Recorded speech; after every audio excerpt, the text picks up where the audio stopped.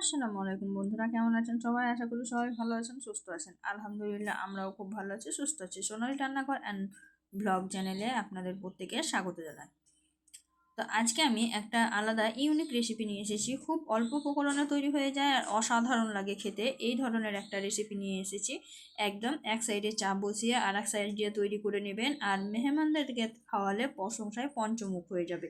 এতটাই টেস্টি আর এতটা সুস্বাদু। তো আপনারা একবার যদি তৈরি করেন তাহলে কিন্তু ফ্যান হয়ে যাবেন। আর এই রেসিপিটা কিন্তু একদিন তৈরি করে 15 দিন 16 দিন পর্যন্ত স্টোর করে রাখতে পারবেন।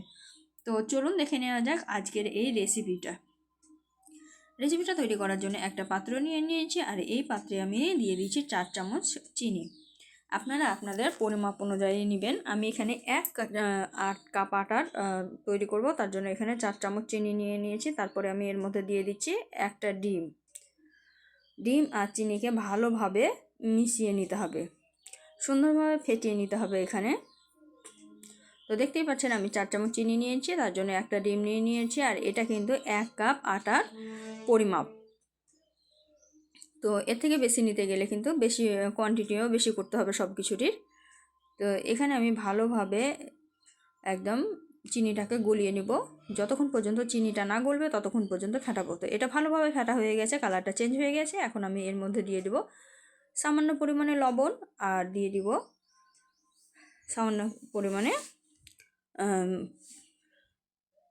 এলাচের পাউডার দিয়ে আবারও ভালোভাবে ফেটিয়ে নেব। এখানে কিন্তু খুব বেশি উপকরণ লাগে না, কিন্তু খেতে অসাধারণ হয়। তো এখন আমি 1 কাপ আটা নিয়েছি, আটাটা অল্প অল্প করে দিয়ে দিব। তো এখানে আমার 1.5 কাপ আটা লেগেছে। আপনাদের ডিমের সাইজ অনুযায়ী কিন্তু আটা লাগতে পারে। এখনকার ডিমটা মানে যে ডিমটা আমি নিয়েছিলাম সেই ডিমটা অনেক মোটা ছিল, তো তার জন্য আমি 1.5 কাপ আটা নিয়েছিলাম। তো এটা দেখতেই পাচ্ছ, অল্প অল্প করে আমি আটা অ্যাড করছি। একসঙ্গে সব আটা অ্যাড করব না, অল্প অল্প করে মিশিয়ে নিব। তো 1 কাপ আটা আমি দিয়ে দিলাম, দিয়ে ভালোভাবে মিশিয়ে নিলাম। তারপরে আমার মনে হয়েছিল যে আর একটু লাগবে, তার জন্য আমি আর হাফ কাপ নিয়ে নিয়েছিলাম। তো দেখতেই পাচ্ছেন এটা দিয়ে ভালো হচ্ছে না, তার জন্য এটা সরিয়ে দিয়ে আমি হাত দিয়ে এবার ডোটা তৈরি করব। তো প্রথমে হাত দিয়ে ভালোভাবে আমি মাখিয়ে নিলাম, সুন্দরভাবে হাত দিয়ে মাখিয়ে নিলাম। দেখতেই পাচ্ছেন চ্যাট করছে। এটা কিন্তু পারফেক্টভাবে মাখা হলে একটু হাতে লাগবে না, চ্যাট করবে না, কিচ্ছু করবে না, সুন্দরভাবে হয়ে যাবে। তো দেখতেই পাচ্ছেন আমি কিন্তু আবারও একটু আটা দিয়েছি, দিয়ে ভালোভাবে মাখিয়ে নিচ্ছি। বলেছিলাম 1.5 কাপ আটা ব্যবহার করেছি, আর 1.5 কাপ আটাতে কিন্তু অনেকটা পরিমাণের হয়। তো আমি আবারও আরেকটু আটা অ্যাড করব এখানে। তো পুরোপুরি 1.5 কাপ আটা দিয়েছি, আর এটা কিন্তু চালের আটা বা চালের গুঁড়ি যাই বলেন। বাজার থেকে কেনা যায় শুকনো চালের গুঁড়িগুলো পাওয়া যায়, সেগুলো দিয়েও হবে। বাড়িতে তৈরি করেও করতে মানে বাইরের চালেও হবে, আতপ চালেও হবে, যে কোনো চালের আটা হলেই কিন্তু হবে। তারপরে আমি হাতটা ধুয়ে একটু হাতে তেল লাগিয়ে আবারও ভালোভাবে মথে নিচ্ছি। দেখুন এখানে কিন্তু খুব বেশি সময় লাগে না, সঙ্গে সঙ্গেই হয়ে যায়। আর এটা রেস্টে রাখারও কোনো দরকার নেই, একদম সঙ্গে সঙ্গে তৈরি হয়ে যায় খুব কম সময়ে। তো এখন আমি হাতে একটা ছোট্ট লিচি কেটে নেব। আপনারা আপনাদের সাইজ অনুযায়ী কেটে নিতে পারেন, আবার আপনারা আপনাদের ইচ্ছা মতন শেপ দিতে পারেন, গোল চ্যাপটা যেমন ইচ্ছা তেমন করে দিতে পারেন। আমি এটা মিষ্টি শেপ দেবো। তো এই তো এক হাতে আমি যেহেতু করছি, তাই হাতটাকে ঝাঁকিয়ে ঝাঁকিয়ে একটা তৈরি করে নিলাম। এইভাবেই কিন্তু অফ ক্যামেরায় আমি সমস্ত মিষ্টি বলেন বা বিস্কুট বলেন যাই বলেন এই নাস্তাটা তৈরি করে নিয়েছি। তো যাতে গায়ে গায়ে লেগে না যায় তার জন্য আমি একটু পাউডার মানে আটা ছড়িয়ে দিয়েছি। এখন আমি এগুলোকে সাইডে রেখে দেবো, দিয়ে আমি তেল গরম করতে দেবো। তো দেখতেই পাচ্ছেন কতটা সুন্দর লাগছে দেখতে। তো এখন আমি তেল গরম করে নিয়েছি, আর হালকা গরম হওয়াতেই দিয়ে দিলেই কোনো মানে খুব বেশি গরম করার দরকার নেই, হালকা গরম করে দিয়ে দিতে পারেন। আর এটা যখন ভাজবেন তখন কিন্তু হালকা আঁচেই ভাজবেন, খুব বেশি আঁচে ভাজবেন না, তাহলে কিন্তু ভিতরটা হবে না আর ওপরটা লাল হয়ে যাবে, তখন কিন্তু আবার খেতে ভালো লাগবে না। হালকা আঁচে ভাজলে এটা ভিতর থেকে সুন্দরভাবে হবে, একদম এটা মুচমুচে হবে, খাস্তা যেরকম খাস্তা বিস্কুট হয় ওই রকমই একদম সেম হবে, টেস্টটাও খুব সুন্দর হয়। আপনারা চাইলে ঘিয়েও ভাজতে পারেন, আমি সাদা তেলে ভাজছি। তো ঘিয়ে ভাজলে টেস্টটা আরও বেশি দ্বিগুণ হয়ে যায়। তো দেখতেই পাচ্ছেন আমি একসঙ্গে সব কয়টা ভাজবো, তাই একটু সাইড সাইড করে দিলাম। আর এইটার বিশেষত্ব হচ্ছে যে এটা যেহেতু চালের গুঁড়ি দিয়ে তৈরি, তাই এটা ফেটে ফেটে যাবে, আর তখনই বুঝবেন যে এটা পারফেক্ট হয়েছে।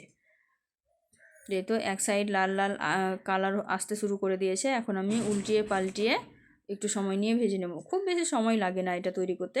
আমাকে তো দুর্দান্ত লেগেছে। আপনারা একবার ট্রাই করবেন, বাড়িতে ট্রাই করে দেখবেন, যদি ভালো লাগে অবশ্যই একটা লাইক শেয়ার কমেন্ট করতে ভুলবেন না। আর আপনারা যদি একবার বানান তাহলে কিন্তু বারবার তৈরি করবেন, এতটা টেস্টি হয় এটা খেতে। আমি এমনিতেই মিষ্টি জিনিস খেতে পছন্দ করি না, কিন্তু এটা আমার খুব পছন্দ হয়েছে, খুব টেস্টি লেগেছিলো খেতে আমাকে, তো তার জন্যই তোমাদের সঙ্গে শেয়ার করলাম। তো দেখতেই পাচ্ছ কালারগুলো কিন্তু চেঞ্জ হয়ে যাচ্ছে, আর আমি উল্টিয়ে পাল্টিয়ে সমানে ভেজে নিচ্ছি। এটা কিন্তু সমানে উল্টিয়ে পাল্টিয়ে ভেজে নিতে হবে। আর এটা কিন্তু ফুলে অনেকটা বড় হয়ে গেছে। এখানে কিন্তু কোনো রকমের খাবার সোডা বা বেকিং পাউডার কোনো কিছু ব্যবহার করিনি, তারপরেও কিন্তু এটা অসাধারণ হয় খেতে, আর অসাধারণভাবে ফুলে ফুলে ডবল হয়ে যায়। দেখতে পাচ্ছেন ফুলে এগুলো ফেটে ফেটে গেছে। তো আমি এইগুলো গোল্ডেন ব্রাউন কালার আসা পর্যন্ত সুন্দর করে ভাজবো। 2 পিঠ সমানভাবে কালার যখন চলে আসবে তখন কিন্তু আমি তুলে নেব। তো এভাবেই অনবরত নাড়াচাড়া করে ভেজে নিতে হবে, না হলে কিন্তু এক সাইড পুড়ে যাবে আর এক সাইড কালার আসবে না, তখন কিন্তু আবার দেখতেও ভালো লাগবে না, খেতেও ভালো লাগবে না। তো দেখুন বন্ধুরা, আমি কাছ থেকে দেখিয়ে দিচ্ছি কতটা সুন্দর লাগছে দেখতে। অনেক সুন্দর হয় আর খেতেও অনেক টেস্টি হয়। আর যেসব বন্ধুরা আমার ভিডিও দেখছো, কমেন্ট করছো যে বন্ধু হয়েছি পাশে থেকো বা আমার বাড়িতে এসো, ওই সব কমেন্ট না করলেও চলবে। তোমরা যে নতুন আসছো তা আমি তোমাদেরকে দেখেই বুঝতে পারছি। তোমরা এসে একটা সুন্দর করে কমেন্ট করবে, ভিডিও রিলেটিভ কমেন্ট করবে, আমি কিন্তু তোমাদের প্রত্যেকের ফ্যামিলিতে যাব। আর তোমরা যদি ওই রকম ধরনের কমেন্টগুলো করো তাহলে কিন্তু আমি যাব না। তো এই তো আমার রেসিপিটা একদম কমপ্লিট হয়ে গেছে। এখন আমি তুলে একটা পাত্রে নিয়ে নিব। তো দেখতেই পেলেন কত তাড়াতাড়ি তৈরি হয়ে গেল। আর এইগুলো কিন্তু যখন তুলবেন তখন একটু নরম নরম লাগবে, কিন্তু কিছুক্ষণের মধ্যে একদম এগুলো ক্রিস্পি হয়ে যাবে, একদম খাস্তা খাস্তা বিস্কুট বললেই চলে। তো বিস্কুট বা স্ন্যাক্স বা নাস্তা যে হিসাবেই খেতে চান খেতে পারেন, খুবই টেস্টি হয়। যেভাবেই খাবেন সেভাবেই কিন্তু খুব টেস্টি লাগবে। আবার এটা যদি মনে করেন যে সেরা করে ডুবিয়ে দিব তাহলে মিষ্টি আকারেও খেতে পারেন। তো এই তো আমি প্রচণ্ড গরম ছিল আর আমি ভেঙে দেখাতে পারছিলাম না, অনেক চেষ্টা করছিলাম ভেঙে দেখানোর, কিন্তু ভেঙে দেখাতে পারছিলাম না। আর এটা আমি তৈরি করেছিলাম দুপুরবেলা, তো তখন আমার রান্নারও চাপ ছিল, তো তার জন্য আমি অপেক্ষা করে পরে ভেঙে দেখাতে পারিনি। চেষ্টা করলাম 2-3বার এটাকে ধরলাম ভাঙার জন্য, কিন্তু ভাঙতে পারিনি, মানে এতটা গরম ছিল। তো আমি অফ ক্যামেরায় ভেঙে দেখালাম, দেখুন কতটা গরম।